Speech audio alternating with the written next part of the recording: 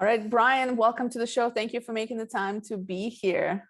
I'm so excited to be with you. I know we've been trying to coordinate this for a couple of months, so I'm sure today is going to be special. Yes, absolutely. We have a lot of good conversation in place here today with you. So, but to give our audience just a little bit of kind of context about who you are, give me a snapshot of your career story and what you're doing today. Yeah, absolutely. So I came out of college bright-eyed and bushy-tailed, thinking that I wanted to take over the world and climb the corporate ladder, right? So that's how I started my professional venture, and I jumped into the risk management employee benefits consulting world. So as an insurance broker, and I was with a publicly traded firm for about 5 years. It was really incredible. But then in 08, 09, when everything hit, and the industry was really being hit across all sides, I saw an opportunity where I saw a difference and a gap in the leadership and the way that I viewed building my book of business. To me, it was always about investing in my people, investing in my clients, and if that was the case, it would take place. So I left at that time and had an opportunity to become a partner in another firm that I joined an office that had about $250,000 revenue at the time in 2010. And I was with them for just over a decade. And in that time, we grew from $250,000 in revenue to over 15 million in revenue, and from 2 of us to over 60 associates. Really, it was an incredible run. But in the midst of that run, I also woke up one day and realized that I had all the what's the world I ever said I wanted to chase, right? What house, what car, what amount of money. And I'm running in circles of people making multiple 6 figures, 7 figures, 8 figures in some cases. And all of a sudden, I'm feeling extremely empty. I feel like garbage inside, despite the fact that I have it all. And I realized that getting to that, getting all the what's, cost me the ultimate price. It cost me who I was. And so it wasn't long after that that my wife really gave me a push. And I can break down that story later in the conversation, but essentially she knew that I was dying a little bit inside every single day. And she knew that what they needed was 100% of me and they didn't have it. So she really pushed me down in a direction to see myself the way she saw me, which is now leaning me into the direction that I am today. Along the course of that, I was running a coaching and speaking business for about 5 years side by side with my other one. About 5 years in is when she gave me this nudge and she said, look, let's double down on this bet that we've taken on you before, because I don't think you're scratching the surface of your potential, nor do I think you're having the impact on the world that you want. So let's go see what we can do. The rest is history.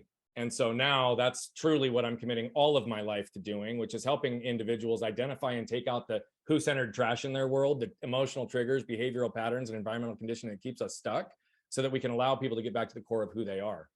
And I believe that if we do that, it allows us all to stand on our own 2 feet, not only confident, but convicted in who we are, right? Not only being accepted, but embraced for who we are. And that brings a whole lot better world into fruition for my kids and my grandkids.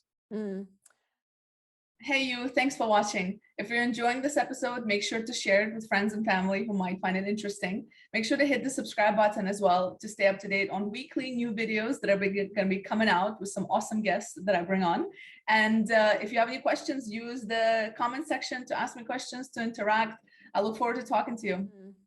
No, that's very that's a big challenge to solve, right? And I mean, I'm sure you and I'm glad that there's somebody out there working on those things. By all means, I'm sure you've seen a lot of the reports that come out in terms of the state of the global workforce, whether it's Gallup or McKinsey that does it, right? And the disengagement of employees globally is astonishing, and it's either stays the same or gets worse every year, but it rarely gets better. And so, and that goes to your point, is that a lot of times we are chasing all those things without taking a pause, right? And kind of trying to figure out what that is. So I'm curious. So you mentioned that there was a point in that in your life where your wife recognized that. So was it something that has occurred, or was it more like a push from an external party that, in this case being your wife, that said, maybe you need to take a moment? Yeah, so it was really kind of a combination of things, and it was, almost 9 years into my journey in my last company. And that was ultimately what she saw. I had some health stuff that impacted me a couple of years prior to that. And, you might remember from my story, we may talk about it later or not, but I've got a pretty significant health history. In this case, it was not related to that, but she said, I think you allowed fear to enter into your world in a way I've never seen you operate. And she said, I think you've convinced yourself that all we needed was the money, the status, the prestige, the office, everything that's been built. But she said, I'm telling you right now, I don't care if we live in a cardboard box on the corner, what we need is 100% of you. And so it was a combination of a few things that took place a few years earlier that really tapped my intellect and my fatigue and my energy, right? Which are 2 things I identify deeply within myself. And so I was constantly in brain fog, and I had this fatigue, and it took me a little while to figure it out. But in that journey, as I've had many other significant adversity health journeys, this was one that really didn't hit me the same way, but it really hit my identity. again, because it was connected to my energy and my intellect, which are two things that I've always been able to lean on. In a period of time when I wasn't, it really caused me to slow down long enough to really take toll on what was going on in my life, where I had alignment, and where and how I was living in fulfillment with who I wanted to become versus who the world wanted me to be. And it was that time that I started to understand more depth of emotion. I started to unpack the fact that I was dealing with a deep level of shame. And it really put me on this trajectory and path. And so it was sort of an event that had patterns that were created from it, just like so many things in this world. And it was a time where my wife ultimately saw that this was no longer serving me or us. And so she took that leap. She had the courage to disrupt whatever lifestyle we had, knowing that her push for me meant everything might look different for us. And it was a risk we were willing to take. But to your point before around all the global workforce stuff, you know, what's really interesting is I think that so much of this does get back to the who, because so many organizations, especially in the last decade, have focused on profits before people, and they focused on what before who. And I think that that's what I'm really trying to help a lot of these larger organizations that we consult and do work with as well, is to understand that so many of our associates, because of the virtual environment, because of the ability to be removed, to change the environment, the culture, and the system that they operate in, they've now been able to slow down long enough to take toll on their lives, which means that employers have to focus even more on creating environments that people feel safe, protected, seen, understood, and connected. Because if those four things don't exist, at some point, those employees are going to either become entrepreneurs, or become a part of this, you know, whole new workforce shift, which is the gig economy, right? And so many of those people know they can create those environments for themselves, but they're feeling disconnected from a culture and an environment that allows them to connect deeply with themselves and whatever they're working on. So we've really lost a lot of that. And that's what I'm trying to get people to focus back on, is we really need to focus on who before what, and people before profits, and the what and the profits will soar. To that point, which I also see quite a bit in the workspace, is, do you see it as a generational thing? So, and it's actually, I was just discussing this with somebody yesterday, and it seems like, do you think that it's just the generations the new leaders that are coming in, the kind of the young leaders that are coming in today, they value that well-being piece because they're coming in with those demands. So as they grow into those leadership roles, do you think that will kind of stabilize? Because right now it seems that there's a disconnect between traditional leadership, especially, now the way so many companies went remote. A lot of things have shifted in general over the last 2-3 years. So, and I see that there's still a push back on these things, and the old school leadership approach and traditional leadership is like, I want butts in seats, right? Yeah, exactly. Like, we care about well-being, but also like you need to be able to manage yourself. Like, they don't see the responsibility for them as a company or as leadership. So the question to you, I guess, do you see it as a generational thing, or do you see it more of a mindset of leadership, or both? So I think it's probably a combination of both, like many things, right? I think that old school leadership, and I'm just going to call it what I believe in so many cases, it's really traditional. It's much more focused on hustle culture in a lot of ways, right? It's the grind. It's what can we get out of our people? And in so many cases, what this creates is shame and toxic based societies, right? And cultures that exist within these organizations. It's very much, what have you done for me lately? There's very little care about the employees for them. They care what they can get from them. And so I think that there is a little bit of a disconnect. Now, the younger generations are also used to more technological engagement. They're used to more remote relationships. They're used to seeing the world in their pocket.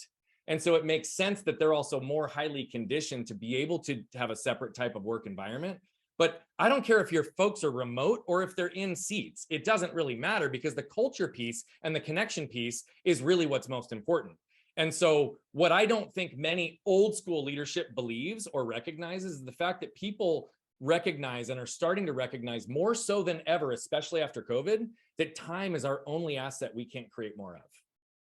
And so the quality of the time that we spend wherever it is now starting to be looked at with intention in a way that when we were all operating on autopilot pre-COVID, we didn't slow down long enough to even realize that we were out of alignment, or where we were existing wasn't serving us or giving us the energy in the ways that we want to exist, or was sacrificing so much time with our family because of the commutes, because of the situations that were taking place, or going into that toxic environment. They would come home triggered, carrying trash and garbage, and then that would just get dumped into their home, right? So there's all these shifts that have taken place in society that is forcing the employer's hand to recognize that we can't just treat people like commodities anymore. But I will tell you that those that are recognizing this now, whether they're old school leadership or a combination of new school leadership, it's the ones who leaned into that in these last 2 to 3 years and are really capitalizing on how do we develop our people and how do we create a connection for them within this culture.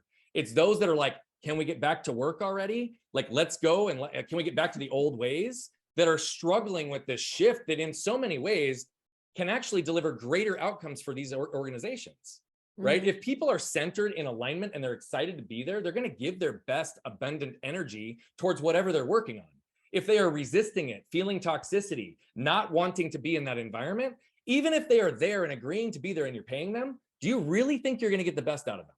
You know, we talked about this presenteeism issue over the last 15 years, right? But now more than ever, when attention is our number one asset that we can capitalize on, we have to make sure that we're creating environments where people want to give their attention, want to give their energy, want to give their time, because they're buying into something bigger, right? The world has shifted. And I'm hoping that more and more organizations start to see that, because the people will follow if you lead with people. Yeah, no, I'm with you on that. And I always look at it like there's two responsible parties. So one, of course, on the organization, you need to have that structure and the leadership who can lead by that example. But also it just comes down to individual, again, whether it's an individual contributor or the leader. So and maybe we can dive into this a little bit, because I know you spend quite a bit of work around helping individuals as well to find that sort of purpose, passion, whatever people want to call it, that essentially that drive and joy to wake up and do something you enjoy. And I always, in my case, I always say, I might not enjoy 100% of the time, but my aim is like 85% of the time. I just want to enjoy what I do 85% of the time. And I feel like that's a good kind of percentage we should aim for, right? Because even if you have, I mean, I'm sure even in your case, even if you're running your own thing, it becomes challenging and you don't always have great days. And it, you know, so we're not looking for perfection here, but I'm curious from an individual perspective, you know, it's difficult to overcome this mindset. So if you know, it's difficult for people to find that. So, you know, I guess if somebody doesn't know where to even start, like, how do you figure out what is it that you want out of your career or life? Like, because that's challenging for a lot of people. Yeah. So couple things. One, you said mindset, and I want to attach to that word for just a second, because I think that's also one of the misnomers that exists out in the world right now, is that if you just have a good mindset, you're mentally tough, that you can overcome anything and do everything, right? And that was the narrative, by the way, that served me very, very well for 13 years after my childhood injury, right? And it was literally, Brian's good, Brian's strong, Brian's capable, he can do anything himself. And it wasn't until I caught myself re-injuring that situation, almost having a complete loss again, that I started to realize that human connection was what it was always about, and vulnerability and authenticity are there. But all that said, our narratives can fail us. So mental toughness and mindset is not always it, unless we understand and are connecting to the emotional state as well. What I did is, when I shut off physical pain 30 years ago because it exceeded my demands to cope, I also shut off emotional pain. And when I went straight mindset, it can be effective, and it's an incredibly crucial part of the equation. But those that reach the highest level of performance are those that actually have a solid mind-body connection, those that understand the intellectual and emotional narratives that they get, also which one they're hardwired to start with first for themselves, and then learning to balance and regulate between both, because both narratives lie to us and both sometimes tell us the truth. And so the one thing I want to say as it relates to this is, pay more attention to your feelings and your energy as it relates to the misalignment in a culture and understanding how to get back to the core of you than the narratives that have been created, because many times people shut off emotion and go straight to an intellectual narrative, never actually paying attention to what they were feeling. What I learned is that if we don't feel, we don't heal. Now, to shorten the story of what you asked, because I wanted to clarify that out of the gate, so often people struggle to see who they are, to be connected to their creative side, and to be able to have the understanding on where they could go or who they could become, because of the amount of trash they're carrying around with them. When I say trash, I'm talking about our emotional triggers, right? It's those unprocessed, unrooted prior events that project feelings, emotions, and behaviors into the current time, right? And many are not actually existing there. It's the time when you're loading your dishwasher incorrectly and your spouse says something and you feel defense and reaction because it's how your grandpa said it to you when you were 4. The reality of it is so many people don't pay enough attention to what we're feeling, and the world actually teaches us to not feel, right? They teach us to avoid it at all costs and to shove it down. And especially in the workplace, we can't be vulnerable. We can't be authentic, because that's not the time for what we're doing. We're here to do business, right? So show up with a smile on, make sure that you're moving fast with less effort. That's the narratives we receive. And so when we pay attention to this, what happens is we start shoving all this stuff down into our proverbial trash can, And we literally start carrying trash because our triggers are trash. I believe the number one thing that keeps people stuck is not the wrong mindset or not the wrong strategy or tactics. It is the emotional triggers, the trash, the behavioral patterns, and the environmental conditioning. And so part of this is we have to recognize that we are living in a space where from the time we were born, the world has told us who we are isn't good enough. You should do this. You shouldn't do that. You should be this. You should want that. You should make this money. You shouldn't make that amount of money. And should is a shame-based word because it implies that whoever you are, whatever you're doing, already isn't good enough. Right. So first and foremost, I would suggest to people that we need to learn how to take out our trash on a regular and consistent basis so that we can be open energetically and not blocked from what we're trying to actually accomplish. Now, what does that look like? In the core element of it, so many people say, I don't even know who I am. Right. I don't know what I'm here on the planet to do, right? I know what I'm not, but I don't know what I am. And it's because of all the trash that's blocking our ability to see ourselves. And so in this case, in the most simplistic exercise, I just want people to create 2 lists without judgment, just completely objective lists. On one list, I want you to put all the people, places, sources of information, environments, places that you go that leave you lit up, leave you feeling energized, that you could spend 8 hours there and it felt like 1 because you were in such flow. You can't wait to get back there tomorrow. You can't wait to reconnect with that person. You can't wait to be back in that environment. We all know what that feels like. Do you know what that feels like? Yes. Yeah. And we know what that feels like, but we don't always pay attention to that, right? Other than the moments it happens. The counter list, I want you to create a list of all the people, places, sources of information, environments, everything that was on this list that makes you feeling defeated, depleted, unworthy, that makes you feel like garbage, that makes you feel unappreciated, where you could spend 1 hour and it felt like 8 because you were slamming your head into that wall and you cannot imagine going back into that environment and working for that toxic boss. We all know what this feels like, right? Absolutely. Yet we don't ever really take the time to really pay attention. You said 85-15. Beautiful, right? I like that equation because perfection doesn't exist, by the way. It's having more positive time and energy than negative time and energy. Whatever the equation looks like, 56%, 70%, 85. But the point is when we know what's on these lists, we already know where we're spending our time, our energy, our resources, our emotions, our intellect. And so if we can systematically start to reduce, eliminate, or remove anything that's on this list and spend more time over here, that in and of itself will start answering your question closer to who you are. Because what lights you up, what brings you natural energy is in alignment with who you are. What doesn't, isn't. And so that's probably the most simple state, but really it's people need to learn how to take out their trash and how to do that regularly and consistently, because we add new trash every day in every environment, every time we get triggered. So we've got to get ahead of it so that we no longer spend time in those moments of damage and negative energy, and recognizing that our trash and our triggers will be adversaries in constant pursuit until the day we die. We don't ever get rid of them, but we minimize the amount of time and energy we spend in them so that we have more space for the things that we do desire. Yeah, I think that's very valid and practical way to get started. And I think it just gives you a reality check. And then you're like, oh, when you see it right there in front of you, you're like, oh, maybe that's what it is. And it's almost like, sounds like we essentially as humans, we create these habits and routines and they're not always serving us. So it's almost like having this moment to get out of that routine and like taking a step back. And for those that are listening, and this, you know, I'm very biased towards mind-body connection because I do a lot of research on that, and I'm studying cognitive behavior neuroscience at the moment at a graduate school. So I'm very much into that. And there's a lot of research for those who are still questioning that. There's actually a lot of science to it, but the mind and body connection that's coming out of research over the last 10 plus years that we're now seeing coming out more and more with solid data around that connection, as you were saying. And I'm curious, you know, if how do you see the connection, especially between the mind and the gut? So in terms of like what we put in our bodies and these sort of things, you know, again, I'm biased towards this stuff, but I'm always curious, like, what do people think about it? So what do you think about, you know, do you see Absolutely. that connection? So, I mean, they say that our gut is our second mind, right? Like it is absolutely correlated. It's absolutely aligned. And I will tell you again, and I'll just hit it in 2 seconds, but for context, for everybody who's listening, when I was 7, I was run over by a truck and my left arm was completely severed from my body, right? It was reattached. I've had 24 surgeries. Many have called me the practitioner of pain because I've dealt with it all: emotional, mental, physical, and spiritual pain. Okay. So I've gone deep in each one of these areas because what I didn't want to do was become dependent on pharmacy medications for painkillers just so I could survive. And so I've had to go really deep in understanding the cellular level of pain for myself and the integration of all these things.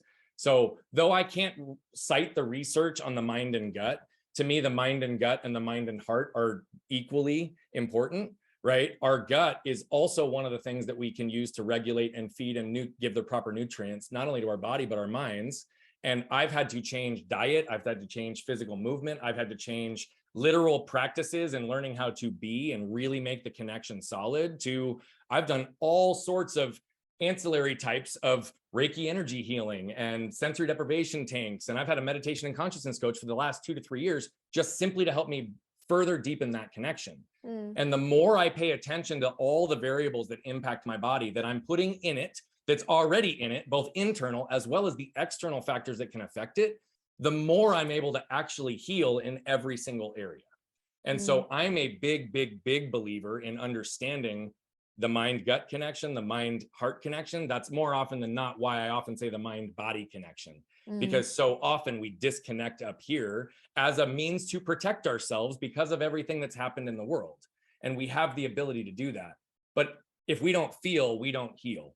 And so I'm just really trying to get people to complete that 18-inch journey from their head to their heart, because typically that will lead to the gut, that will lead to the other elements of connection. Yeah, absolutely. And you talk as well a bit about radical authenticity. What does that mean to you? Yeah, so radical authenticity is this idea that truly human connection is bound by the glue that is vulnerability and authenticity. Authenticity to me is not an unapologetic excuse to walk around the world and be an absolute ass, right? Like that's not that. It's not saying radical authenticity means I'm going to do whatever I want and I don't care what anybody thinks. What it is saying is it's about getting back to the core of who you are before the world told you who to be. It's about recognizing that we can create environments where we can be safe, where we don't have to be armored and guarded, where we can actually be open, exposed, vulnerable, and authentic.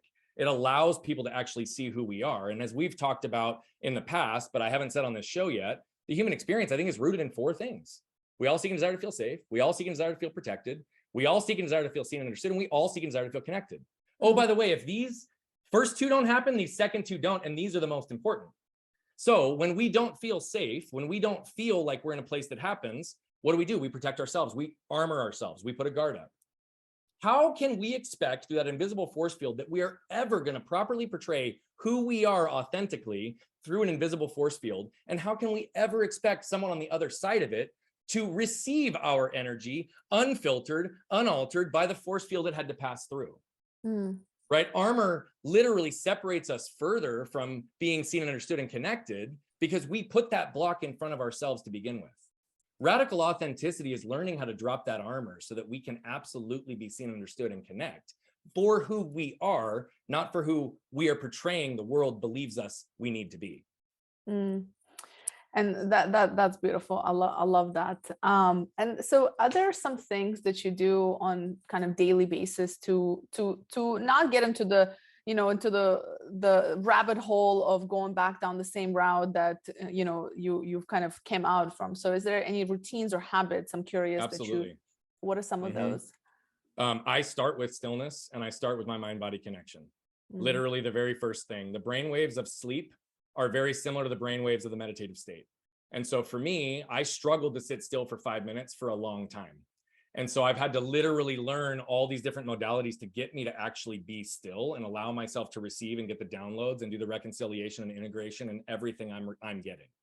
And so I've done that through multiple different ways. But what I learned probably 2 years ago from my meditation and consciousness coach was the connection to being able to roll right into it. So the very first thing I do when I wake up every day is I actually sit in silence and sit in my breath and really pay attention to just downloads that I need to receive for the day.